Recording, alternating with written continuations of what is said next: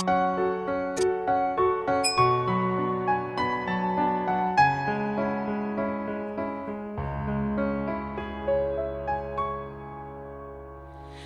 أجلك عشت. السلام عليكم ورحمة الله تعالى وبركاته. أيها الإخوة والأخوات، أهلا وسهلا بكم ومرحبا في حصتكم الأسبوعية التي تأتي كل يوم خميس على الساعة 9 مساء بتوقيت الجزائر الحبيبة، تحت شعار احتكار وضد الاحتكار الأفكار. نحاول أن نسافر بالصادق المخدوع إلى البلدان المتقدمة التي بنيت على العدل والقوانين والمساواة. الحلقة 21. مستحيل نتكلم ما نتكلموش على خونا جمال بن اسماعيل الذي تم تقديمه كأضحية الكبش لفرعون المعاصر. ربي يرحمه ويوسع عليه، ونسأل الله يكتبه من الشهداء. وعارفين أن الشهداء صدقوني الله عز وجل لو يرفع الستار على ما أعد الله للشهداء لتمنينا أن نكون كلنا جمال بن اسماعيل، ولكن هيهات هيهات، هو حي يرزق عند ربه. نحن الموتى الذين ماتت فينا الغيرة، وماتت فينا حب الوطن، وماتت فينا الدفاع عن الحق، وأصبحنا إما نصفق للباطل ونتبع السلطان ذو القوة والجبروت فقط لأن معه القوة، نتبع الظالم. الحلقة اليوم راح نتكلموا على المخابرات، نقارن بين المخابرات السويسرية والمخابرات الجزائرية. طبعا أنا مانيش راح ندخل في الموضوع تاع مقتل خونا جمال، لأنه التواصل الاجتماعي أنه كل شيء بان، الضوء بان، ويقول لك أنه سيد الأدلة هو الاعتراف. جاء شخص من هذه العصابة اللي متكونة من مجرمين تحت تصرف وإشراف المخابرات عبلة، واعترف أنه قال كله كان مخدوم. لذا أنا لا أريد أن أدخل في هذا الموضوع. ونقطة ثانية، هذه الدولة اللي يعني عندها ميزانية خيالية ولا تستطيع أن تحمي مواطن، فهنا نسأل أنفسنا ونسأل الناس اللي لا تزال تصفق للباطل، أين أنت يا أخي؟ أين أنت؟ هذه لعبة مخدومة من طرف هذه المنظومة الإجرامية ليوقعوا بين الشعب العداوة والبغضاء والتفرقة. والشعب يقول لكم والله ما نحابسين، ودائما هاو سلاحنا السلمية والوحدة. هذا اللي خوف المنظومة الإجرامية اللي خايفة على المناصب تاعها. إذن رايحين نشوفوا المخابرات السويسرية كيف يتعامل معها المواطنون السويسريون، وكذلك الإعلام خاصة. ثم نعود إليكم. Dis-moi, tu penses quoi des services secrets suisses? Ça existe? Les services secrets suisses? Ouais. Rien, je sais pas d'avis. Est-ce qu'ils te font peur? Non. Tu penses quoi des services secrets suisses? Je les connais pas, je ne parle que ce que je connais. Est-ce qu'ils te font peur? Pas du tout. Vous êtes suisse, monsieur? Non, Vous êtes français? absolument. Bon alors. Qu'est-ce que vous pensez des services secrets? On n'en entend pas parler. Est-ce que vous qu'ils sont pensez qu'ils sont utiles ou pas? Je pense, ouais. C'est quoi leur travail? Hein, de surveiller Surveiller quoi? tout. Ok, donc vous êtes pour? Oui. Ok, merci beaucoup. Tu penses quoi des services secrets suisses? Je pense qu'ils utilisent le logiciel Pegasus. israélien et que Vous êtes pour ou contre vous? moi je suis contre Pegasus. D'accord. Avant il y avait le problème des fiches, hein, il y a 20 ans en arrière, soi-disant ils ont changé la législation. Mais les services secrets suisses, ils te font peur ou pas? Moi, non. Est-ce que vous avez peur des services secrets suisses? Oui. C'est vrai? Non, sérieux? Pourquoi vous avez peur? Je fais plus confiance à personne. C'est vrai? Vous trouvez que c'est utile les services secrets suisses? Hein? C'est contradictoire, mais oui. Mais à quoi ça sert les services secrets suisses? Je sais pas. Est-ce que les services secrets suisses vous font peur? Mademoiselle, est-ce que ça vous fait peur les services secrets suisses? Non? Et quoi ça sert? Je sais pas. Aux services secrets suisses, est-ce qu'ils te font peur? Non, pas du tout. C'est vrai? Non. Tu trouves qu'ils sont utiles? Je pense qu'ils sont utiles par rapport à notre défense et à savoir, oui, effectivement, mais apparemment, on n'a pas l'air d'avoir trop de problèmes avec eux. Tu penses quoi des services secrets suisses? Oh, j'ai aucune idée, ils sont secrets, j'en ai aucune idée. Ouais, tu penses qu'ils sont utiles? Peut-être dans matière de contre-espionnage, peut-être, à part ça. D'accord. Et puis, est-ce qu'ils te font peur?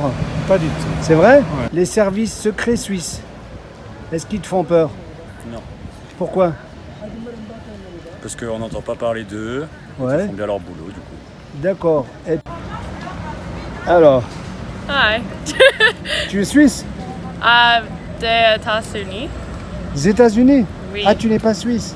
Um, You don't speak French? je suis une étudiante de... You don't speak French?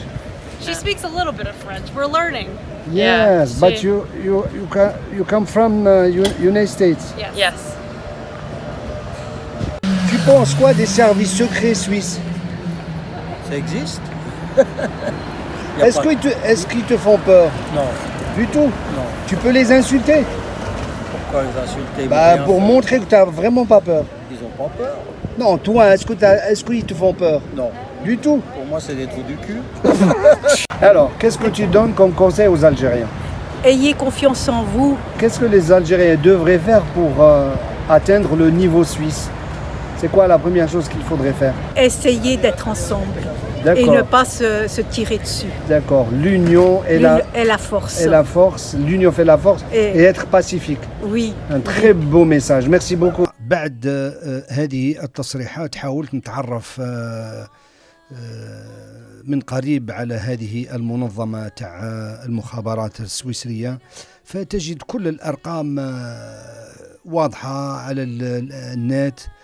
المنظمة من هو يعني الرئيس تاعها، كم هي الميزانية تاعها، عدد الموظفين، وكذلك المشاكل والأخطاء اللي وقعت في هذه المصلحة تجدها في الصحافة.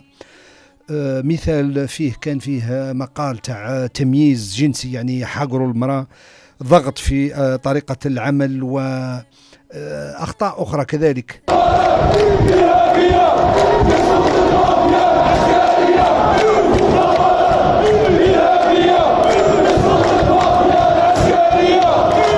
احنا عندنا في الجزائر منظمة ما نعرفوها، ما نعرفوا شكون الشاف تاعها، ما نعرفوا الميزانية تاعها، ما نعرفوا شكون اللي يخدم فيها، ما نعرفوش كاع كيفاش تخدم، وهي اللي كانت مسؤولة على مقتل خونا جمال بن اسماعيل، نسأل الله له الشهادة. مرحبا بكم مجددا أيها الإخوة والأخوات. ورأيتم بأم أعينكم أن المخابرات السويسرية لا قيمة لها، يعني مصلحة كمصلحة البلدية أو مصلحة رجال المطافي أو مصلحة أخرى، لأنه دولة بنيت على العدل والقانون والمساواة، لذا تجد مصلحة المخابرات مصلحة عادية، الناس ما يخافوش منها لأنها هي في خدمة الشعب وليس العكس. فاحنا في الجزائر المنظومة الإجرامية غلقت على الشعب، غلقت عليه بالفقر والجهل وخلات له فقط سبيلين، عندك السبيل تاع الهجرة أو السبيل الثاني هو يعني تدخل معهم في أجهزة الأمن، ولا ما نسميهاش أجهزة الأمن، أنا نسميها أجهزة القمع تاع الشرطة والدرك وتاع إلا من رحم ربنا. ما نجمعش فيه ناس مخلصين، قلت أنه فيه ناس مخلصين طبعا، ولكن المنظومة مبنية على القمع وعلى الظلم وعلى التهميش وحراسة المناصب وحراسة المميزات والمناصب تاعهم. فلذا نقول لهم أنه والله ما حابسين حتى نسترجع الجزائر الحبيبة. قبل ما نعطي سؤال الحلقة نذكر بالرابح تاع الأسبوع اللي فات. نشكر المشاركين، والرابح تاع الأسبوع اللي فات هو هشام أسكورة، ونتمنى للبقية حظ سعيد في الأيام أو الأسابيع المقبلة إن شاء الله. سؤال الحلقة بسيط جدا: لماذا المخابرات توعنا وأجهزة الأمن لماذا مركزين فقط على الأعمال الداخلية لقمع هذه الثورة السلمية الداخلية التي لا تريد عنف ولا تفرقة ولا فتنة، تريد فقط بناء جزائر جديدة مبنية على العدل والقوانين والمساواة؟ عوض لا بدل ما يعني يحاربوا القوات الأجنبية مثل التجسس تاع بيغاسوس، هم مركزين على الداخل. الجواب بسيط جدا، الجواب أنه باعوا البلاد إلى الغرب الخبيث، تنازلوا على كل المصالح الداخلية والخارجية بمقابل حراسة إسرائيل الخبيثة والتنازل على الثروات المعدنية. وإحنا نحموكم وتبقوا دائما في الحكم. كاين ناس راهم في الحكم من 40 سنة أو 50 سنة. نعطيك مثال تاع الجزار خالد اللي باباكم تشاجر معاه في غير إطار القانون. طبعا هي كان سباق للسلطة، حكم عليه ب20 سنة، قتلوه ورجع للجزائر الحبيبة بطيارة الجمهورية. وهذا يعني خيانة للأمانة وصفعة للشعب الجزائري وإهانة لهيبة الدولة في الخارج. لذا نقول لكم الجمعة 131 والله ما حابسين حتى نقيم دولة العدل والقوانين.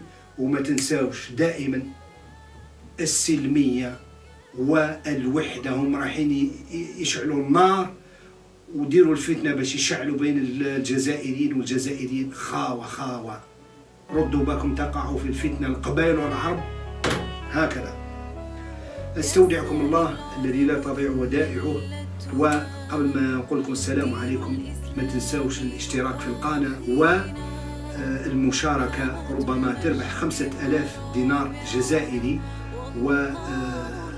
وشكرا لكم والسلام عليكم ورحمة الله تعالى وبركاته. يا سائل عرب ملتنا، دين الإسلام يؤاخينا، هامة المجد مرابعنا والله